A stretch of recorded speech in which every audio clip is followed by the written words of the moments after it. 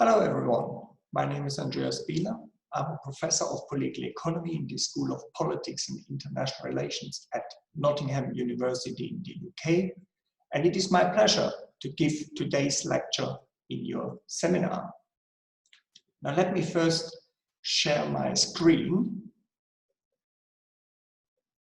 so that we can access all together the PowerPoint related to this lecture. Okay, now I go in slideshow and we start from the beginning. Excellent. So the title of today's lecture is Workers in the Global Economy, and underneath my name here you can see my email address. If there are any questions after the lecture, feel free to contact me. So workers in the global economy.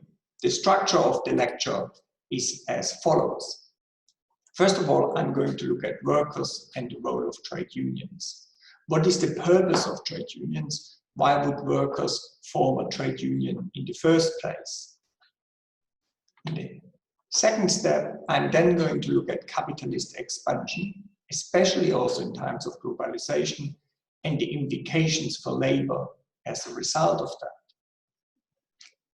The third step of the presentation will be about possibilities of transnational labor solidarity, especially in times of globalization. Before, in the fourth step then, I'm going to look at a couple of examples of transnational solidarity. This will be followed by the conclusion to the lecture. Right, let's start with the first section. Workers and the role of trade unions. What would be the purpose? Why have workers always formed trade unions in the first place? Now, capitalist production, and that's quite important for the argument of the overall lecture, is organized around wage labor and the private ownership of the means of production. And inevitably, as a result of production being organized like that, there is a fundamental conflict between capital, on the one hand, the owners of the means of production, and labor, on the other hand, those who have to seek employment in order to ensure their survival. So there is inevitably always a conflict going to be between capital and labor. So what is then the purpose of trade unions? And here we can refer to the main trade union promise. We will not undercut our fellow workers in the search for employment. Because of course, because of the way of how production is organized, inevitably, individual workers will compete with each other over getting particular jobs. Once you've completed your studies, you will have to compete with others, students, with other graduates for possibilities of employment. But importantly, while there is this competition from a trade union perspective, this is not going to be done through offering to work for lower salaries. Because of course, at first sight, for the individual worker, it may appear logical to offer to work for less, because it may secure for the person a particular job. However, if every worker operated like that, then inevitably you would have this downward spiral of lower and lower wages. So for trade unions, the purpose really is to take wages out of competition between different workers in the labor market. We will not undercut our fellow workers in the search for employment. Now, is this a clear principle? Well, to some extent, yes, it's quite clear. It means that rather than negotiating your wage level yourself, you should do that collectively through a trade union. And here in Finland, for example, we have plenty of examples of collective wage bargaining. But of course, in a way, it's not so clear when we think about the particular level where this should be relevant. For example, again, considering our situation here in Finland, should collective bargaining simply take place at the municipal level of Helsinki? Should it be at the national level of Finland? And what do we do if there's competition between workers across borders? We will come back to that issue later on in the lecture. Of course, and we need to remember that exploitation does not only take place in production, but also in the sphere of social reproduction. What do we mean by that? Areas such as education, health services, water are also concerned for workers. And it's those areas which are, of course, organized within wider society. And here too, whether there's universal access to these services or not, is relevant for workers and determines in a way the level of exploitation in society. So does that then imply a clear focus for trade unions? Well, the answer here is it depends on the particular trade union. At times you will find trade unions who argue, well, all we need to do is to focus on representing our members within the workplace. So our real focus is to ensure that our members in their particular industries, in their workplaces, will get the highest possible wages and the best possible working conditions. That's one way of how trade unions could perceive that. On the other hand, there are trade unions who say, hold on a second, yes, we need to look at our members and their working conditions and wages. But equally, we also need to take into account issues of wider society which equally affect our members, such as access to health services, to education. And therefore, in our trade union work, we don't only focus on the workplace, but we also try to represent society more broadly and have a wider impact on relevant policy making. Now, the orientation of a trade union is not automatic. It's not inevitable that a trade union would just focus on the workplace or it would focus on wider society.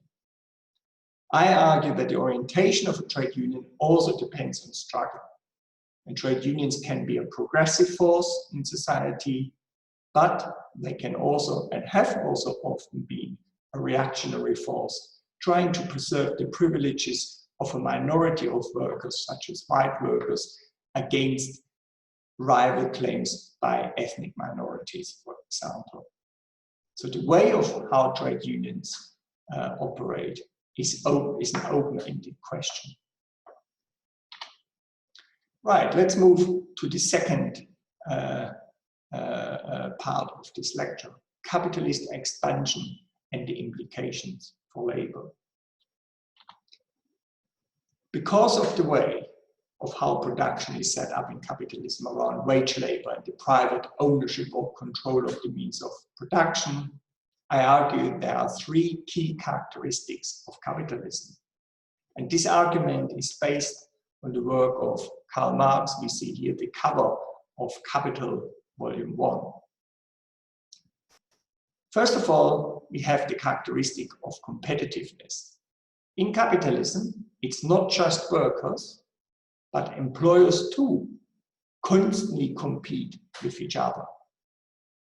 So as an employer, unless you can retain your market share and actually increase it through new inventions, through new technology, you are in constant threat of being taken over, being overtaken by rival employers, and ultimately being made bankrupt. Think about, for example, the case of the Finnish corporation Nokia. 15 years ago, it completely dominated the mobile market at the global level. Today, it is Apple, it is Samsung who dominate the market, and Nokia is hardly mentioned any longer in this area. It had lost out in this relentless competitive struggle. But of course, it's this focus on competitiveness which also makes capitalism such a dynamic system. All right, so we would say fantastic. Capitalism is so dynamic. This is why it is also the best possible way of organizing production. But this overlooks the second characteristic of capitalism, crisis tendency. Because as a result of this competitiveness, if all the companies attempt constantly to produce more with better technology and the use of fewer workers, there will be fewer and fewer people who actually earn an income as workers and therefore are able to buy those products. So in capitalism, we constantly have crises of overproduction, where more is produced than actually can be consumed. Or alternatively, we can label this a crisis of overaccumulation, where you have an enormous amount of capital, you have an enormous amount of labor workers looking for work, but the two sides can no longer be brought together in a productive way. So yes, capitalism is dynamic, but capitalism is always prone to constant crises. How can capitalism overcome these crises? Well, you can exploit more existing workers. You can destroy existing production facilities, often happens as the result of mergers. Or alternatively, you expand outward in the search for new markets, as well as cheaper labor elsewhere, and therefore retain your competitiveness. And it's this constant pressure towards outward expansion around uneven combined development, which I argue is the third key structuring condition, this third key characteristic of capitalism. As a result, and that's important to remember, because of this uneven and combined development tendency, different national labor movements are in very different locations in the global economy.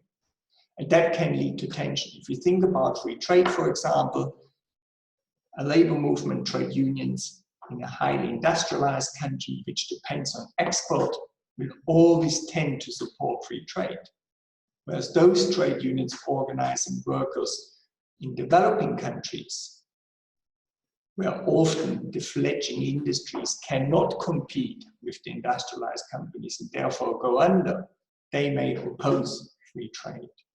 So important to remember, national labor movements are in rather different locations in the global economy. And again, we will come back to that later on in the lecture. Most recently, of course, as part of capitalist expansion, we had globalization. And here I think it's important to remember a couple of key implications for workers as a result of globalization. First of all, globalization is characterized by the integration of production across borders, the transnationalization of production. And as a result of that, suddenly you have different national labor movements being put into competition with each other. Yeah, a large transnational corporation could say, okay, to country A, if you don't accept our conditions, if you don't give us state subsidies in order to establish a new company, well, we simply move to country B, because there they do offer that, indeed. And then suddenly you are in a situation where different national labor movements may try to underbid each other. And in country A, they say, oh yeah, but our wage levels are much lower than in country B. We have less trade, fewer trade unions, and therefore it's more attractive to come to us. And so suddenly we are in a situation where labor rights are being eroded in this kind of transnational competition. Secondly, globalization is characterized by increasing outsourcing. Transnational corporations don't any longer own all the various production facilities across so-called global value chains. Rather, they subcontract individual aspects of production. Think about large shoe manufacturers such as Nike or Adidas. These corporations don't produce any longer a single pair of shoes. What they do is they rely on the design, They focus on the branding of the company, but otherwise they outsource the production of their shoes to large manufacturing corporations in the global south. And of course, if you as a trade union want to organize workers along this global value chain, that's very difficult, because you could attack Adidas, for example, for certain working practices, but Adidas can simply turn around and say, but sorry, we are not responsible for the production of these shoes. You need to go to the manufacturer in Vietnam or in China and negotiate there. And so to organize all the workers across such a global value chain is an enormous challenge for trade unions. And this is very different from times in the past when production was still organized very much at the national level. Their trade unions have been able to organize all workers in a particular industrial sector. Due to globalization, due to the transnationalization of production and outsourcing, this has become increasingly difficult, if not impossible, some would argue. And finally, there's an increasing degree of informalization. Because of this outsourcing, because large transnational corporations put different manufacturing companies from different countries in the global south in competition with each other, there's a downward pressure on wages and working conditions. And very often, workers working in these outsourced manufacturing locations in the global south, they don't have a proper contract, they don't have guaranteed hourly wages, they don't have sick pay, they don't have holiday pay. And again, because of the informalization, it has become even more difficult for trade unions to organize workers. If you have a high turnover of the workforce, it's extremely difficult to keep somehow track who's actually working, who not, and how can we bring them together within a trade union. So as a result of globalization, there are enormous challenges for the global labor movement. However, first of all, we need to remember that the fragmentation of the working class is nothing new. There have always been divisions, be it along ethnic, gender, or national lines.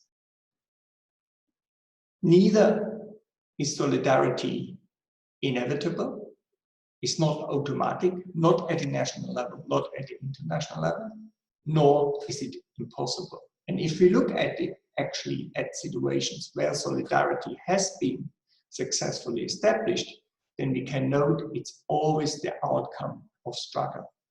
Strong national trade unions in Finland, for example, able to force employers to negotiate collectively at the national level, there's no automaticity. It's not the inevitable result of operating within the national environment. It's the result, one has to argue, of class struggle, of open struggle in the past, which put trade unions in the strong position and employers to force employers to negotiate with them. Equally, we need to remember, think about the structuring conditions of capitalism, that capitalism is always crisis prone, and the expansion of exploitation is always contested. Just because capitalism is very powerful, putting workers in competition with each other, does not mean that workers are simply only victims. And there are numerous examples of workers in the global south who, despite of their harsh working conditions, have successfully challenged capitalist exploitation. For example, in 2040, over 40,000 workers in Dongguan, in a city in the south of China, went on strike in the shoe manufacturer there at this location. So capitalism is crisis prone and exploitation is always contested. And we should remember that there are a number of power resources available to trade unions in their resistance to capitalism. First of all, there's structural power, which you have as a result of your location in the marketplace. Certain workers, if you go on strike, then you simply stop the production process and you put pressure on employers. There's associational power as a result of organizing in the form of trade unions and sometimes also in the form of labor parties within the political system. There's institutional power once you've managed to establish tripartite institutions where employers regularly have to meet trade unions as their counterparts. There is symbolic moral power. Yeah? Very often labor movements attempt to name and shame particular exploitative employers. And when you then have a public outcry as a response to these naming and shaming tactics, very often, especially big brands such as shoe manufacturers, have to give in and improve working conditions. Think about, for example, shoe manufacturers again, such as Nike. When you can show that they include child labor in the production of their shoes, then that will put a lot of public pressure on them as a result of this naming and shaming, in order to make sure that along their global value chain, these practices of child labor do not occur again in the future. And finally, there's logistical power. Transnational production depends on a smooth transfer of parts and goods across borders. If you manage, for example, to strike in one particular container port, that could completely disrupt global value chains. And this logistical power, which workers and trade unions have, should therefore not be underestimated. Let's move to the third part of this lecture. What are the possible strategies of transnational solidarity? And here I would argue one of the key conclusions is that different possibilities and strategies are available for different industrial sectors. What do I mean by that? Let's go through it one by one. First of all, we have transnational production sectors, such as, for example, car manufacturing. No car is any longer manufactured just in one particular country. Here, individual parts are produced in various different locations around the world, often organized at regional level, then shipped to one country where it's then put together to the overall car. Some people argue that because of that, the transnational production of cars, this is a particularly good sector in order to develop strategies of solidarity. Others, however, point out correctly that actually it's those sectors where national labor movements are put into competition most with each other. And we've got different experiences in these areas. So General Motors, for example, several years ago organized a competition between its various production sites in Europe to find out where it would be possible to have the cheapest site in order to continue the production of a particular car model. And then in the end, it was workers in a Polish location which underbid other national locations and therefore secured the contract. So rather than solidarity, we had here actually a lack of solidarity, where workers in one location underbid workers in other locations. On the other hand, there are also examples in car manufacturing that during the period of apartheid in South Africa, large trade unions in South Africa went on strike in car manufacturing companies such as Mercedes and VW. In order to make up for that loss of production, these car manufacturers then wanted their production sites in Brazil to engage in overtime. And when the workers in those production sites realized that, they refused to do so.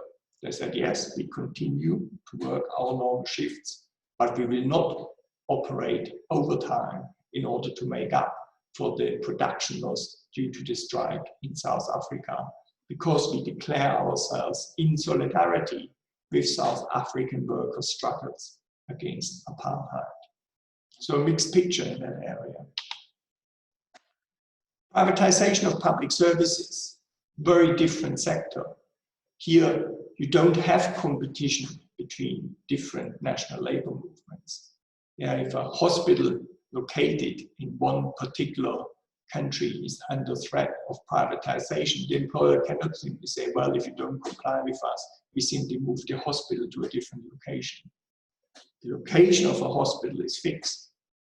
So here, if there is, for example, this threat of privatization, what we can see as a successful strategy of solidarity is very often the cooperation between trade unions and social movements who organize the users of this hospital. And it's this alliance then, through the focus on the particular state, which may be able to successfully resist this particular case of privatization. When we look at struggles over water privatization a bit later in the lecture, I will then also provide a concrete example that this has been successfully put into practice. But very importantly, here, we don't talk about cooperation of trade unions across borders, as in the case of transnational production sectors.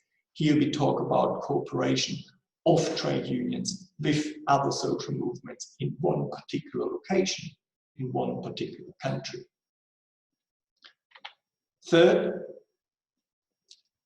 there are instances where we have a transnational labor force working in one particular location.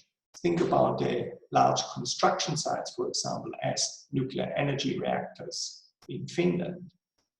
Here again, the challenge is not to cooperate between different, to organize cooperation between different national trade unions. Here, the challenge is to organize the whole multinational workforce at a particular production site. Very often, trade unions then, construction sector trade unions, employ organizers with different language skills so that they can actually approach these workers and bring them all together within one trade union to ensure that that particular construction site, workers from one country do not underbid workers from another country when it comes to wages and working conditions. Very different challenge from the public sector, very different challenge from transnational production sectors. A fourth setting is the instance of informal workers. And again, when we think, for example, of street vendors in various countries, especially in the global south, it may actually be another form of organization which is better at organizing these precarious workers. Look here at the StreetNet International, and I've provided a link in the PowerPoint, which organizes these street vendors within various countries as well as across different countries. Not always are trade unions the best way of organizing precarious workers. And finally, think about the example of sweatshop labor in garment industries. Here, often we have broad alliances between trade unions and consumers in industrialized countries, putting pressure on particular brands to ensure that the working conditions of manufacturing certain garments, often in locations in the global south, are in line with health and safety standards, for example, and ensure good working conditions, for example, holiday pay and sick pay. So, to conclude, there are a whole range of different sectors, and the possibilities and strategies for trade unions to organize workers in these different sectors are depending on the particular conditions of the sectors. If you want to investigate it further, here's a book which brings together a number of case studies in those different areas. Now this brings me to the final part of the lecture, focusing on a number of concrete examples of successful, to some extent successful, transnational solidarity. And here my first example comes from the so-called Global South, and it's the Southern Initiative on Globalization and Trade Union Rights, or short SIGTUR. This includes some very powerful trade unions from the Global South: COSATU, South Africa; CUT from Brazil; the CTA from Argentina; the MUA from Australia; C2 from India, as well as the KCTU, a very radical trade union from South Korea.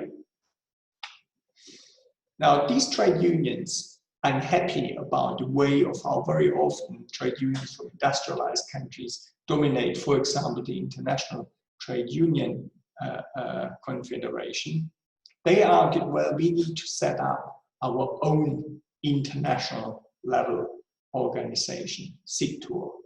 And one of the key one of the key assumptions, starting points of SIGTUR was a focus on radical action.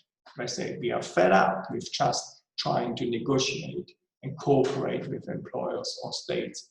We want to focus on radical action underpinning our demands for better working conditions, for higher salaries.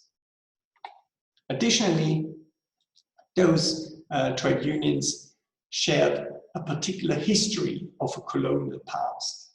If you think about the countries, whether it's India, South Korea, South Africa, these countries have all, in different ways, in different forms, experiences of colonialism.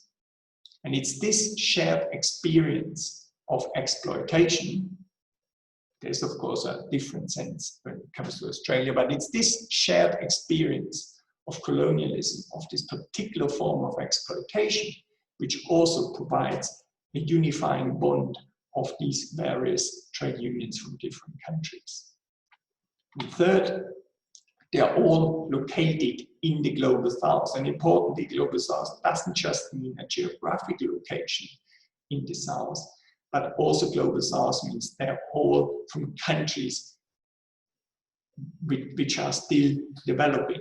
If you think about this distinction between industrialized countries on the one hand and developing countries on the other. Yes, South Africa, India, Brazil now considered emerging economies, but also other member trade unions are, for example, from the Philippines. So they're all located in the Global South, defined in geographical, but also in development kind of terms.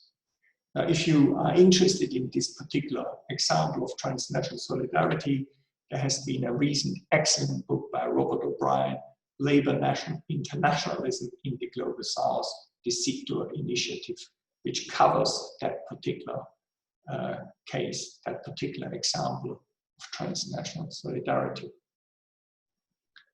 Next, let's move closer to home and have a look at sorry, before we move closer to home, let's look at one initiative of SIGTUR, here in particular, its Future Commission.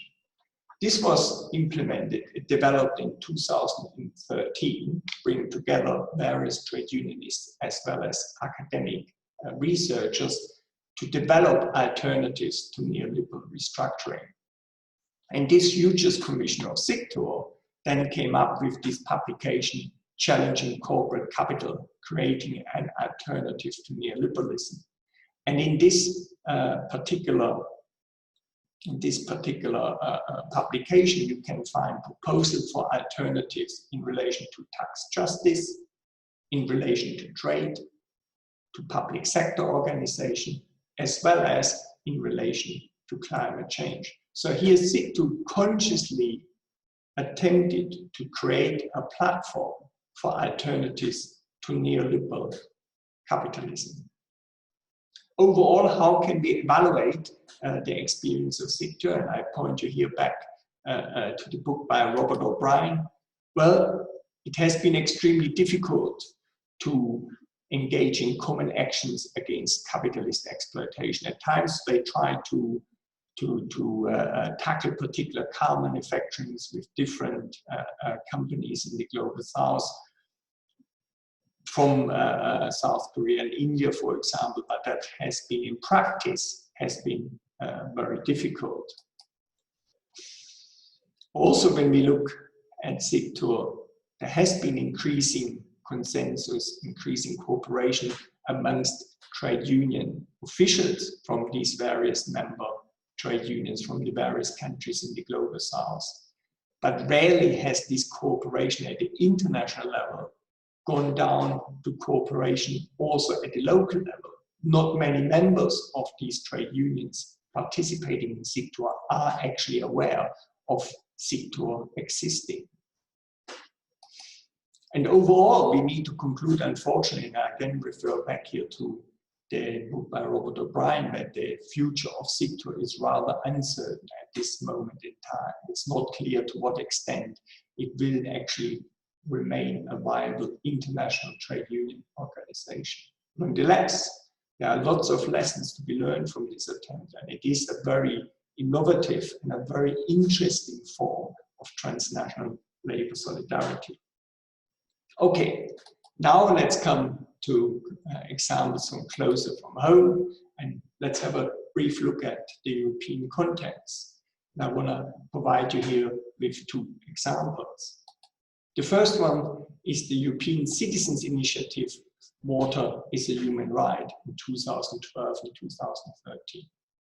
And European Citizens Initiatives are a novel tool at the European level, providing European citizens with an opportunity to have an impact on policy making at the European level.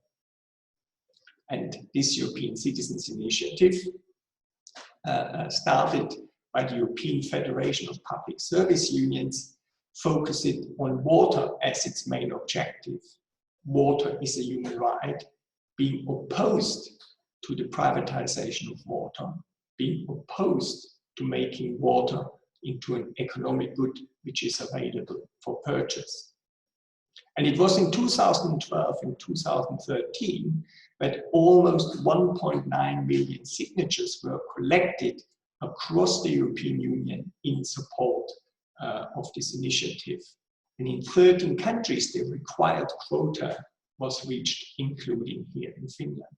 And why was that the case? Well, it was the case because water is a very unique kind of resource. A lot of people, even if they come from the center-right, argue, yeah, well, water as a absolute source of life, which we all rely upon, should not be subject to the market. There was a broad alliance of trade unions. I mentioned the European Federation of Public Service Unions, social movements and environmental groups in different countries and at the European level, all supporting that initiative. And it was based on a multi-scalar dynamics of struggles from the local level against water privatization, for example, in various Italian communities or in Thessaloniki in Greece, to national level initiatives, referendum in Italy in 2011 against water privatization, the struggle against water charges in Ireland in 2014-15, to the European level, i.e. the European Citizens Initiative, as well as global struggles, when we, for example, had in 2010 the United Nations declaring water to be a human right. And so it's those three key reasons, which is why I would argue the European Citizens Initiative was such a successful example of transnational solidarity in 2012 and 2013. The second example I want to discuss with you is, and here you've got the logo in the right bottom corner, the Stop TTIP campaign, Transnational Trade and Investment Partnership. That's what TTIP stands for in 2014 and 15. This campaign too wanted to organize a European Citizens Initiative. That was declined by the European Commission, arguing it was not part of its competencies. But nonetheless, the campaign simply went ahead and collected over 3 million signatures in support of its campaign against this massive free trade agreement between Europe and the United States and Canada. Again, it was based on an enormously broad alliance. All main trade unions participated, except Scandinavian trade unions, which still argue that free trade inevitably would be positive for everyone, but otherwise all trade unions participated. But of course, as you can see, with more than 500 participating groups, there were also plenty of social movements and NGOs from the environment, from citizens and support groups, which were supporting this campaign. And of course, we need to remember that in different countries, there were different dynamics. In some countries, trade unions were leading. In others, it was particular social movements. But overall, again, similar to the ECI, water is a human right. If you look at the European context, the Stop TTIP campaign has been an example of successful transnational solidarity. So let's conclude this lecture. We have seen transnational solidarity is nothing automatic. The challenges resulting from globalization for trade unions are enormous. To organize workers across borders so that workers don't underbid each other as far as wages and working conditions are concerned in the search for employment are steep. Yeah? How can you do that, organize workers across borders?